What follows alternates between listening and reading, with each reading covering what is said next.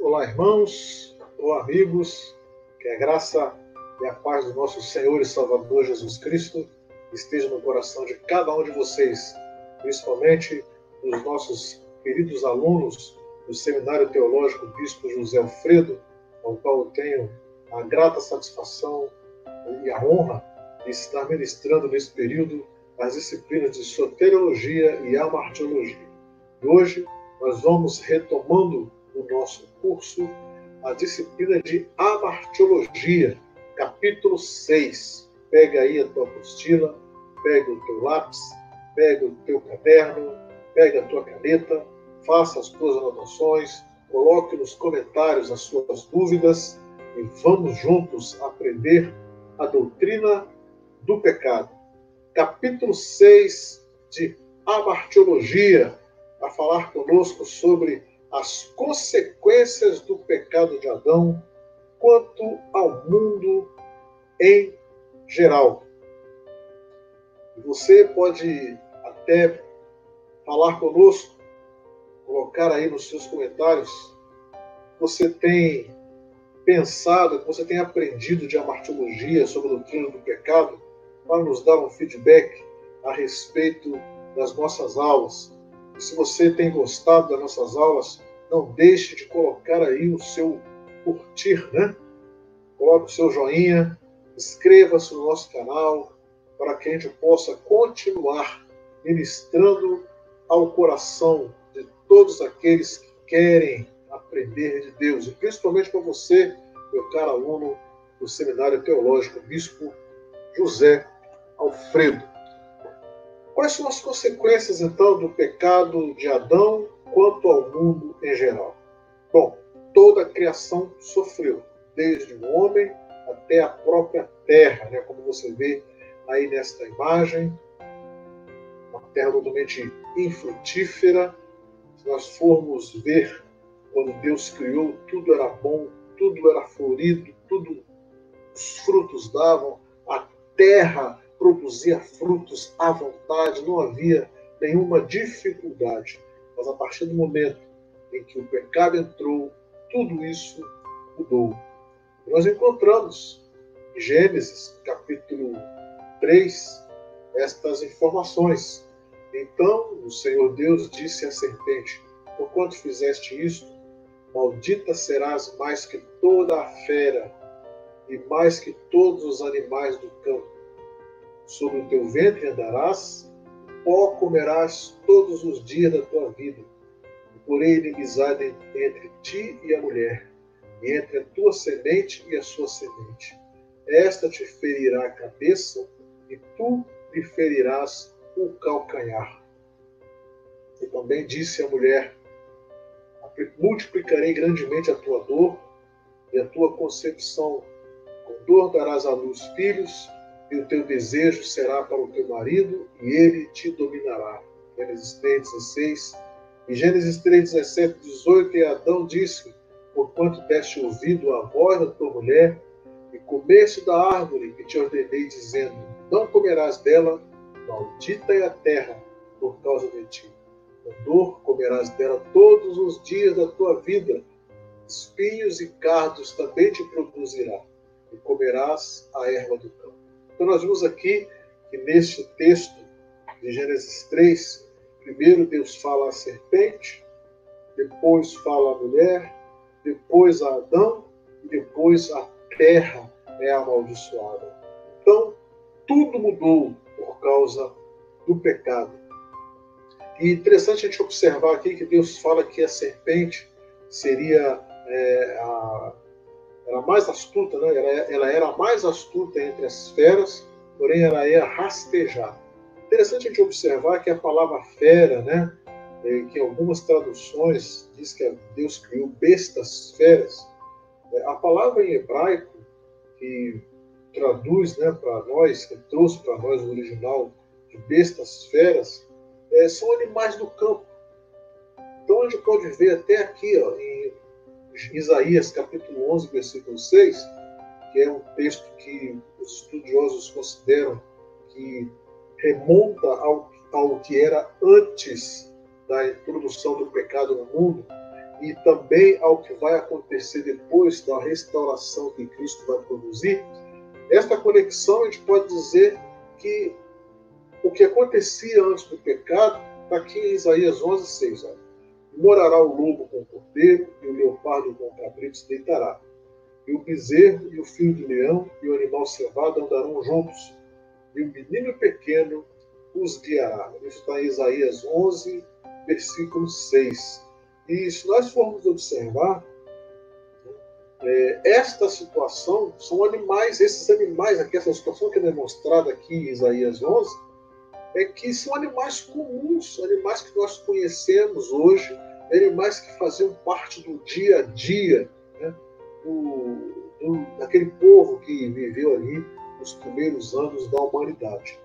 Então, bestas feras, na realidade, são animais do campo. Existiam os animais que voavam, os animais do ar, existiam os animais da água e existiam os animais que andavam na terra. Esses são chamados de bestas feras. Tem uma conotação para nós hoje, besta, como se fossem animais ferozes. Existiam sim animais ferozes, mas antes do pecado, os animais eles eram estimação. Vamos dizer assim, todos os animais de estimação. Tanto é que, fala nesse texto aqui, que um menino guiaria todos estes animais. Então, houve uma grande transformação. O pecado ele produziu uma grande transformação em todo o complexo que havia Deus construído, tanto na terra, como nos animais, no próprio homem. Né? E essa transformação, a gente pode dizer que ela acontece de duas maneiras. A primeira maneira é a inimizade que a serpente e a semente da mulher passou a ter após o pecado.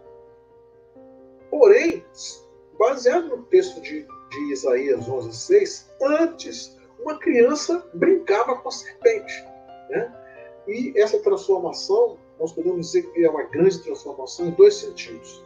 O primeiro sentido dessa transformação é que o pecado produziu a inimizade entre a serpente e a semente da mulher. Porém, quando Jesus fizer a transformação deste mundo que nós estamos vivendo hoje, voltaremos a ter o quê? Uma criança brincando com a serpente. Então, grande transformação em dois sentidos.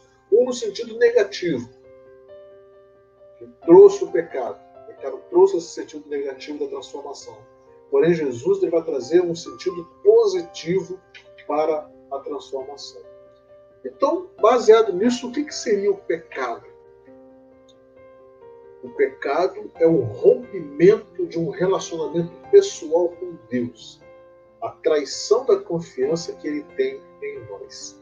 Então, quando nós olhamos ali aquele episódio de Adão recebendo de Deus o domínio sobre a natureza, sobre a terra, sobre aquele jardim, e Deus falou, você vai cuidar desse jardim, vai lavrar e cuidar desse jardim. E Deus, diz a Bíblia, todo final de tarde Deus vinha conversar com Adão. Era um relacionamento pessoal que tinha e além de ter um relacionamento pessoal, existia também uma confiança que Deus tinha em Adão. O pecado, ele rompeu primeiramente esse relacionamento pessoal e depois a traição, né, da confiança. Rompeu também a confiança que Deus tinha em Adão. E é exatamente esta situação que acontece conosco. O pecado, ele faz conosco, ele rompe o nosso relacionamento com Deus e a nossa confiança, né, a confiança que Deus tinha em nós, ela é perdida também por causa do pecado. E isso nós vemos em Isaías, quando ele recebe de Deus, ele recebe o chamado de Deus, ele fala assim, então disse eu, ai de mim, pois eu estou perdido, porque sou um homem de lábios impuros e habito no meio de um povo de impuros lábios. Os meus olhos viram o Rei, o Senhor dos Exércitos. E aí Isaías reconhece que ele é impuro, que ele não merece estar na presença de Deus. Né? E aí ele clama, né? ele pede, né? E, poxa, eu estou perdido. Estou na presença de Deus, eu estou perdido porque eu sou um homem impuro, não mereço estar, mas os meus olhos estão vendo o Rei. Da mesma forma, nós encontramos no Salmo 51, quando Davi, ele reconhece o seu pecado, ele reconhece, diz assim: contra ti somente pequei, e fiz o que é mal à tua vista, para que sejas justificado quando falares e puro quando julgares. Então, Davi, ele reconhece o seu pecado, mas ele fala assim: eu pequei contra ti, contra Deus, né? Fiz mal o que é a sua vista. Né? Então, Davi, ele reconhece que ele pecou contra Deus. Houve um rompimento do relacionamento dele com Deus. E lá em Lucas, capítulo 5, versículo 8, e vendo isto, Simão Pedro prostrou-se aos pés de Jesus, dizendo: Senhor, ausenta-te de mim, que sou um homem pecador. Então, Pedro também reconhece que estar na presença de Deus com pecado é indigno para ele. E ele pede para Jesus: afasta-se de mim. Então nós vimos aí 3 homens: Davi, vimos Isaías e vimos Pedro. Os 3 reconhecendo que, estando em pecado, não podem estar na presença de Deus. O pecado os afasta de Deus. E o que então são estes pecados que nos afastam de Deus? A apostila nos fala que esses pecados são atos pecaminosos. Né? São atos pecaminosos. O que seriam os atos pecaminosos? Quando nós olhamos uma fruta, né, uma árvore, nós temos a certeza de que a fruta não é a árvore. Correto? Você chega perto de uma mangueira, você colhe a manga, a árvore fica lá. Então a fruta não é a árvore. Então o que o fruto é? O fruto é a manifestação da vida da árvore. Então, estamos no período de inverno, terminou o inverno, vem a primavera. No inverno, as árvores elas sofrem uma mutação, né? As folhas caem, as árvores ficam mais feias, mais secas, sem vida. Algumas dão a impressão de estarem mortas. Porém, quando vem a primavera, há um renovo, aparecem as flores, as árvores ficam mais bonitas e logo depois das flores surgem os frutos. Então, uma árvore que no inverno aparentava que estava morta, quando chega na primavera, ela renova, ela ganha vida. E essa vida é manifestada de que maneira? Através do fruto que é produzido no verão, no outono, nós vamos colher esses frutos, né? Porque a árvore ainda está viva. O que são então os atos pecaminosos? Os atos pecaminosos são a manifestação da vida que há dentro de nós. O que está dentro de você? O que tem dentro de mim? Se for coisa boa, vai se manifestar em coisas boas, em atos bons. Mas se for coisas ruins, vão se manifestar em coisas ruins. A vida que tem em mim, a vida que está dentro de mim, o que é inerente a mim mesmo, vai se manifestar através dos meus atos em coisas boas ou coisas ruins. E aí nós encontramos a universalidade do pecado e alguns danos. A apostila nos fala que o pecado é um mal universal. E como que a gente vai entender essa questão da universalidade do pecado? Através do coração endurecido, através do conceito de coração endurecido. E a apostila nos fala que o coração endurecido, ele tornou-se o centro das suas manifestações. Então nós sabemos que, poeticamente, né, tudo aquilo que está no nosso coração é bom ou mal. Né? O mal é o que sai de dentro do homem, né, diz a palavra. Não o que entra, mas o que sai. E vai sair de acordo com aquilo que está dentro do seu coração. Se a gente for analisar cientificamente, não é do coração que sai, mas sim da mente. Né? São nossos pensamentos que nos comandam, é aquilo que está na nossa mente que nos domina. Por isso nós devemos exercer um controle da nossa mente ou colocar a nossa mente sob o controle de Cristo. Né? Termos a mente de Cristo. Mas de uma forma poética, nós podemos dizer que a nossa mente é o nosso coração. E quando o nosso coração se torna endurecido pelo pecado, quando o coração do homem se torna endurecido pelo pecado, o que sai de dentro dele são as manifestações deste coração endurecido. E como nós estamos estudando que as consequências do pecado de Adão para o mundo em geral, a maior consequência que teve foi o coração endurecido de toda a humanidade. Toda a humanidade hoje manifesta em atos pecaminosos aquilo que está dentro do seu coração. E interessante que nós encontramos lá em Provérbios 23, versículo 36, que Deus fala: filho, dá-me o teu coração. E por que Deus fala isso? Na parte A do versículo. Por que Deus fala que é o coração do homem? Porque lembra daquela grande transformação que nós falamos lá atrás? Houve uma grande transformação negativa. O pecado entrou e transformou o que era bom em coisa ruim. Porém, Deus quer produzir uma transformação do negativo para a bondade, daquilo que estava ruim passar a ser bom, ser atos de justiça. Os atos pecaminosos que nós fazemos, nós cometemos, nós praticamos por causa da dureza do nosso coração, Deus quer transformar esses atos em atos de justiça, em atos de bondade, atos que venham glorificar o seu nome. E por que Deus quer fazer isso? Porque se nós continuarmos com o nosso coração endurecido, o que vai reservar, o que vai ser reservado são as obras da carne.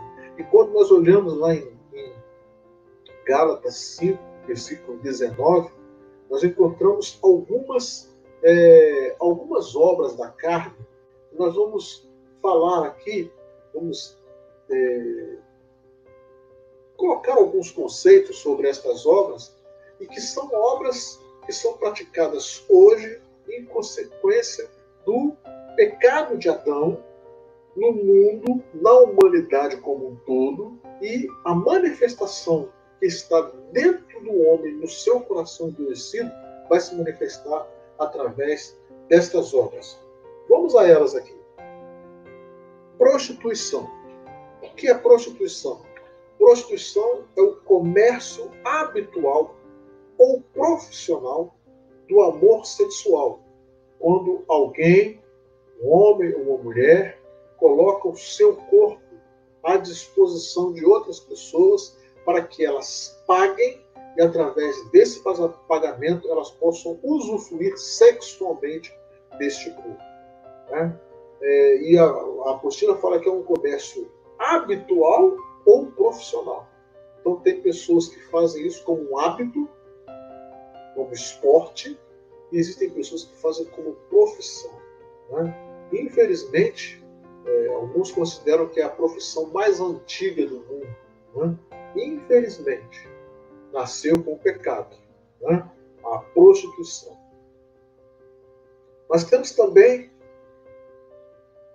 a impureza, a impureza, que é a contaminação, a sujeira, a pecaminosidade, aquilo que é sensual, sórdido, torpe, imundo.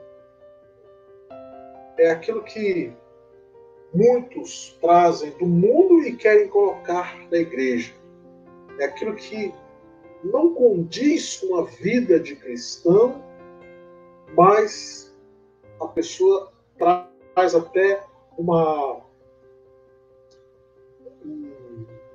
um conceito, vamos dizer assim, de dizer que a carne é fraca. A carne é fraca, é difícil de controlar. Mas, na realidade, como dizia um pastor amigo meu, a carne é fraca, mas a vergonha é menor ainda, menos ainda, mais fraca ainda. E muita vergonha. E se tivesse pouca vergonha, ele não faria o que faz. Então, a carne é fraca. Muitas vezes a desculpa que as pessoas dão para a impureza. Mas a Bíblia fala que nós devemos ser puros. Devemos buscar ao Senhor e ele nos purificará.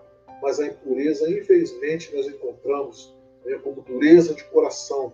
Nós temos também a lascívia. O que é a lascívia? A lascívia é a característica daquelas pessoas que têm um corpo bonito ou que acham que têm um corpo bonito, e por ter este conceito sobre si próprios, elas colocam roupas sensuais e andam de forma sensual e se apresentam de forma sensual, mas às vezes falam de forma sensual com o objetivo de buscar a admiração e até a provocar, né, a provocação da outra pessoa, principalmente do sexo oposto, a provocar o desejo daquela pessoa.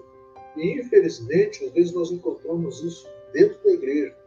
Pode ser que seja inconsciente, mas na maioria das vezes a pessoa faz aquilo conscientemente. Não, eu vou usar esse tipo de roupa, vou usar esta indumentária aqui para provocar, né? Às vezes não são só as mulheres, às vezes os homens também fazem isso, né? Às vezes colocam roupas apertadas, mostrando ali o seu corpo, né, para provocar o sexo oposto. Isto é lascívia. Idolatria. Idolatria é o culto destinado à adoração de ídolos. Porém, pode ser manifestado através de um amor excessivo.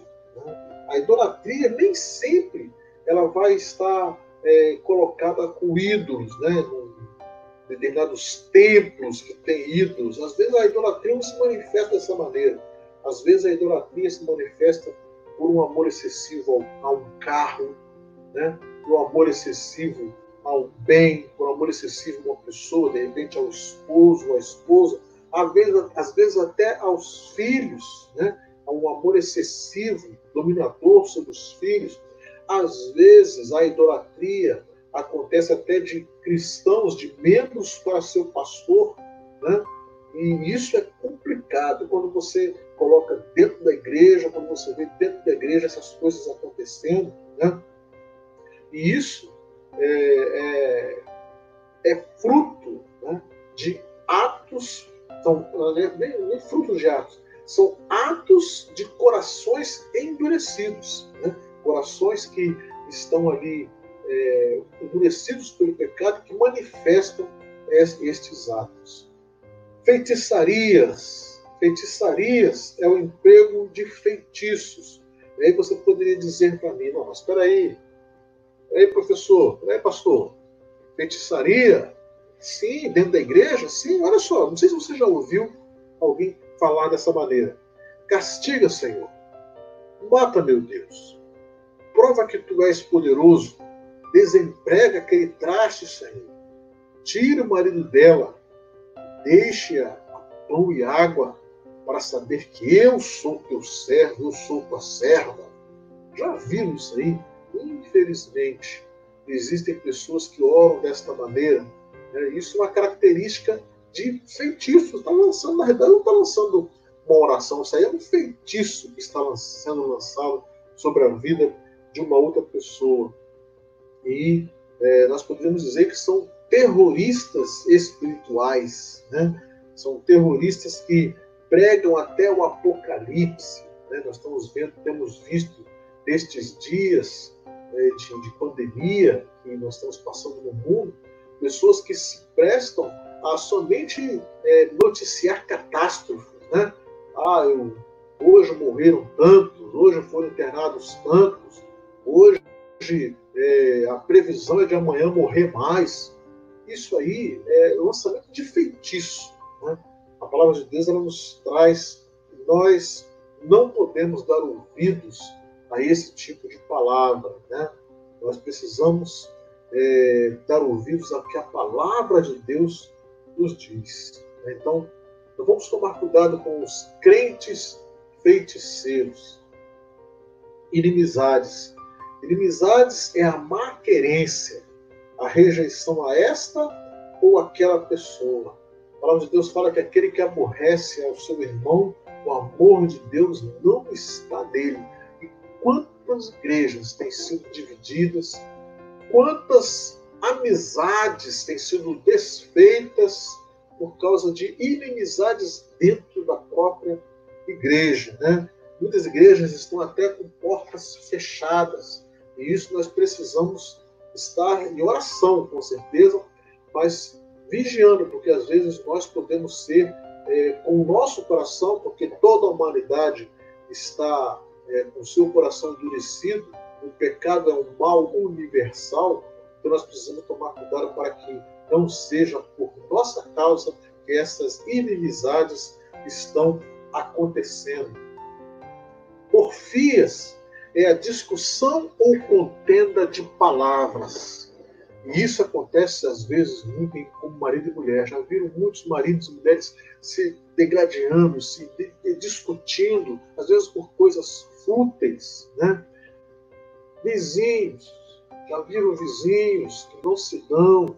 Quantos são os casos, né? Às vezes, genro e sogro, nora, sogra. Quantos são os casos desses embates de palavras, né?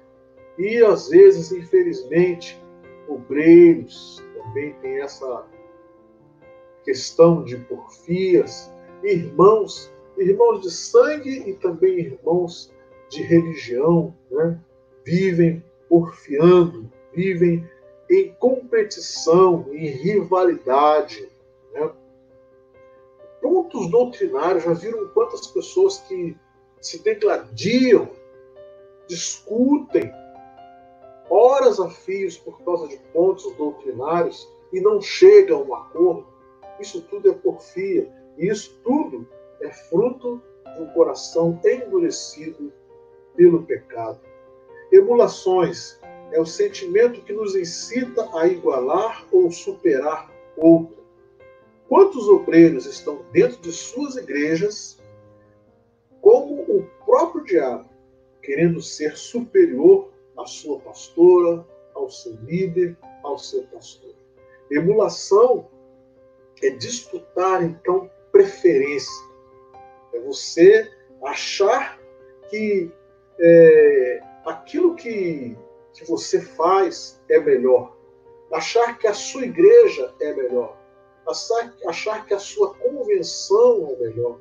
Achar que o seu grupo, aquele que você participa na igreja, aquele grupo é melhor. De repente, se você é do grupo das senhoras, o grupo das senhoras é melhor que o grupo dos homens. Isso são emulações. A ideia é você se comparar com outra pessoa, mas você se considerar melhor do que ela. Isso é uma emulação que, em muitas situações, tem trazido muitos transtornos dentro das igrejas. Fora das igrejas também acontece muito, principalmente no trabalho. Ira. A ira é a cólera, a indignação, ou seja, a raiva que uma pessoa tem de outra por não a aceitar. É o desejo de vingança. Em Efésios 4, 26, nós encontramos: irai-vos e não pequeis. Muitos cônjuges, às vezes, passam dias irados um com o outro, né? Isso não é bom. E, às vezes, pastores ficam irados com obreiros ficam irados com pastores. Muitos irmãos, dentro da casa de Deus, irados um com o outro. Ora, se fulano vier hoje, eu saio do culto. Se for Beltrano que for pegar, eu não vou assistir o culto, não quero participar. Eu não tenho ira daquela pessoa, não. Não devemos deixar que isso aconteça. A ira, ela pode até acontecer por algum motivo, mas ela não pode nos dominar. Pelejas. É um combate, uma espécie de disputa entre os crentes por se julgarem mais santos que os outros, mais ricos, mais oficiais, mais aquilo, mais santos, mais espirituais, né? Então, a peleja a pessoa está preocupada em demonstrar que é melhor do que o outro, né? E está disposto a fazer tudo isso, a fazer o que for preciso para demonstrar que ela é melhor do que a outra pessoa. E interessante que às vezes não concordam com os seus pastores. Os pastores falam e elas não concordam simplesmente pelo fato de não concordar. E às vezes vão buscar na palavra de Deus coisas que venham trazer dificuldades para o pastor, buscar na palavra de Deus mesmo uma contradição, uma possível contradição que o pastor tenha falado, né? Ou eles mesmos acham. Então são pessoas que são nocivas no seio da igreja. E tudo isso acontece pela dureza do coração. Dissensões. Dissensões é a divergência de interesses e de opiniões. Isso tem sido muito ruim para as igrejas por falta de humildade de determinadas pessoas que não cedem de jeito nenhum, querendo que suas opiniões prevaleçam em tudo. Existem pessoas que não aceitam perder. Para elas, a opinião delas tem que ser aceita, tem que ser levada em consideração, mesmo que elas estejam erradas, elas vão até o final. Isso é uma dissensão. E a dissensão tem sido muito usada entre diretores de uma igreja. Um quer uma coisa, outro quer outra. E não concordando, se divide. Então isso é muito grave e é fruto também de corações endurecidos. Heresias é como professar doutrina contrária. Heresias é professar doutrina contrária ao que foi definido pela igreja como sendo matéria de fé. As heresias nos dias de hoje estão por toda parte. É uma invenção de moda em nome de Deus que não dá para compreender como pessoas da noite ao dia, sem conhecer as Escrituras, criam modismos, inventam histórias, levantam boatos de que Deus Todo-Poderoso, Criador dos céus e da terra, apareceu pessoalmente e disse assim e assim. Ou seja, pessoas criam situações dizendo que o próprio Deus chegou para elas e falou. Embora a palavra de Deus diga que toda a revelação foi dada pela palavra. E se você acrescentar alguma coisa ou tirar alguma coisa, você vai sofrer as consequências por isso. Porém, essas pessoas que não têm conhecimento acabam embarcando nessas situações. Muitas vezes, pastores que não têm conhecimento, que talvez não tenham nem chamado, acabam também levando ou sendo levado pelas heresias e levando o povo a se perder. Invejas é o sentimento de desgosto ou pesar pela felicidade ou prosperidade de outra pessoa. Pouca gente não se sente mal diante da prosperidade de outra pessoa. Poxa, será isso verdade mesmo? Pouca gente não se sente mal diante da prosperidade de outra pessoa. Isso é gravíssimo, principalmente dentro das igrejas. Se você for analisar, uma pessoa que não consegue ver o crescimento da outra, não consegue aguentar a prosperidade de uma outra pessoa. Não, fulano de tal comprou um carro novo, eu não suporto isso, eu vou sair da igreja. Isso é muito grave, mas é fruto de quê? Fruto de corações endurecidos. Às vezes até a igreja se acaba. Diz o texto aqui, muitas igrejas começam hoje e se acabam amanhã por inveja. Homicídios é o assassinato, é o planejamento para tirar a vida do outro, é a fazer de forma dolosa, planejada, premeditada, tirar a vida de outra pessoa até em nome de Deus. Nós sabemos que no passado a própria igreja romana ela fazia isso. Ela tinha ali a sua Inquisição e ela provocou muitas mortes, e essas mortes eram em nome de Deus.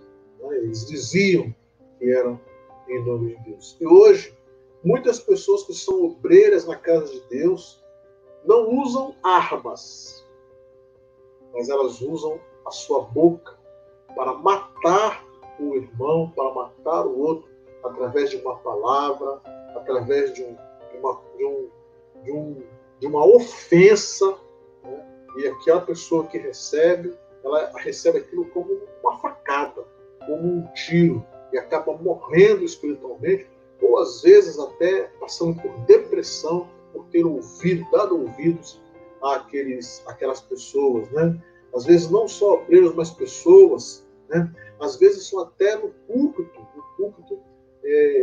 a pessoa que está ali, ela acaba metralhando as pessoas que estão participando do culto com as suas palavras. Então nós precisamos tomar muito cuidado, que o homicídio, às vezes, ele não é literal, mas é um homicídio que venha fazer com que a palavra, né, como diz ali em Provérbios, o poder da morte da língua está, o poder da morte da vida está na língua, né, está na boca. Então toma cuidado, meu irmão, com aquilo que você fala, porque muitas vezes você pode estar matando uma pessoa. E isso é fruto de coração endurecido pelo pecado. Bebedices é o vício da embriaguez. O ato de embriagar-se era comum no passado. Interessante a gente observar aqui que não só o ato de se embriagar, mas o ato de beber era comum ali no passado. Tinha muitos problemas de tratamento de água, então muitas pessoas, quando tinham sede, ao invés de beber água, não sabia a procedência da água, ia beber vinho, ia beber uma bebida qualquer, né? E pudesse aplacar a sua sede. E se não tomasse cuidado, bebia demais e se embriagava. Por isso que a Bíblia nos orienta a que não devemos nos embriagar com vinho, mas nos embriagar do Espírito Santo de Deus. E muitas pessoas hoje, às vezes na igreja ou fora da igreja, não tomam cuidado e acabam se envolvendo em bebedices, né? Se embriagam e ficam pelos cantos. E isso é fruto também de um coração endurecido. E a apostila também nos fala que existem outros bêbados que andam perambulando de igreja em igreja procurando o Senhor. Então as pessoas se embebedam tanto de coisas ruins que não conseguem encontrar Deus em lugar nenhum, né? E aí ficam perambulando de igreja em igreja, e aqui a apostila chama essas pessoas de bêbados espirituais. Glutonaria é o ato de comer demais. Comer compulsivamente como quem vai morrer se não comer tudo que estiver pela frente. O Senhor disse que nem só de pão viverá o homem. A glutonaria também é uma outra prática que condiz também com a dureza do coração. Muitas vezes você come, né, a pessoa come demais e esquece que tem um outro que está passando fome. Então, o ideal seria você comer o que é suficiente para você e dividir com o outro, né? Mas a glutonaria, como diz aqui o texto da apostila, a pessoa quer comer o que está na frente, né? E depois passa mal, com certeza, né?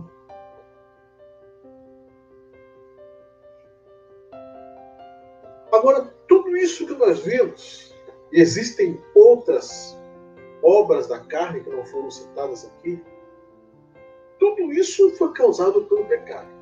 Porque, como diz o texto aí, o pecado é a causa de tudo que há de ruim no mundo. Então, nós hoje estamos passando por essa pandemia, pode ter certeza, a origem é o pecado. Se depois já tivemos outras pandemias, já tivemos outras crises, de repente não é de saúde, mas crise financeira, crise política, tudo isso, a causa é o pecado. Por quê? Porque antes tudo era bom. Tudo era bom, não. Tudo era muito bom. Mas o pecado veio e transformou a terra. Transformou o homem, transformou a mulher, transformou os animais, transformou a terra. E tudo isso, a consequência foi o quê? Foi o pecado entranhado no coração do homem e fazendo com que ele cometesse atos pecaminosos. Então, a causa de tudo ruim no mundo é o pecado. Qual é a tarefa que nós vamos fazer nesta aula, ao final desta aula? A tarefa é escolher 3 obras da carne que não foram citadas. Você vai apresentar a sua definição e indicar a referência bíblica que elas foram encontradas. Então, nós chegamos ao final da nossa aula.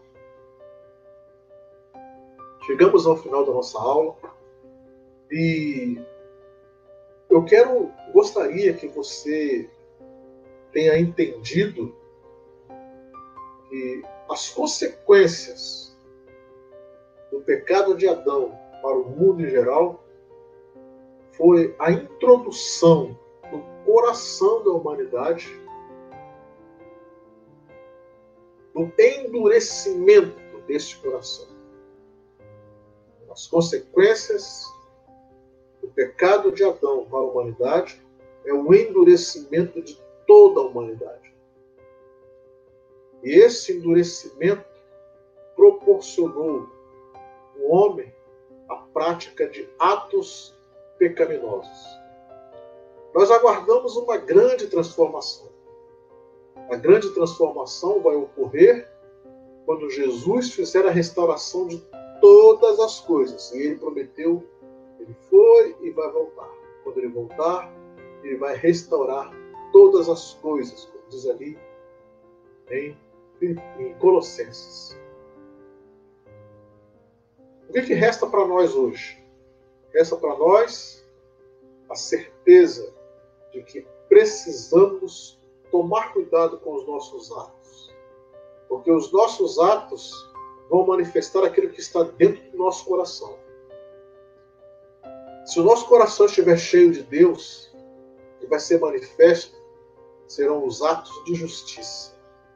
Mas se nós deixarmos que o pecado nos domine, nós vamos praticar atos pecaminosos. E os atos pecaminosos vão nos afastar mais e mais de Deus. Então, que Deus abençoe. Deus abençoe a sua vida. Deus abençoe a vida da sua família. Deus abençoe o teu estudo e que as bênçãos de Deus sejam grandes e tremendas na sua vida. Eu quero agora fazer uma oração para nós terminarmos a nossa aula. Senhor Deus e Pai, graças te damos por esta aula. Pedimos que abençoe a cada aluno do seminário Bispo José Alfredo, a cada amigo, irmão que assistiu a esta aula, que pôde ser edificado por ela. Pai querido, abençoa as nossas vidas, é o que te pedimos, em nome do Senhor Jesus. Amém. Deus abençoe e até a próxima aula.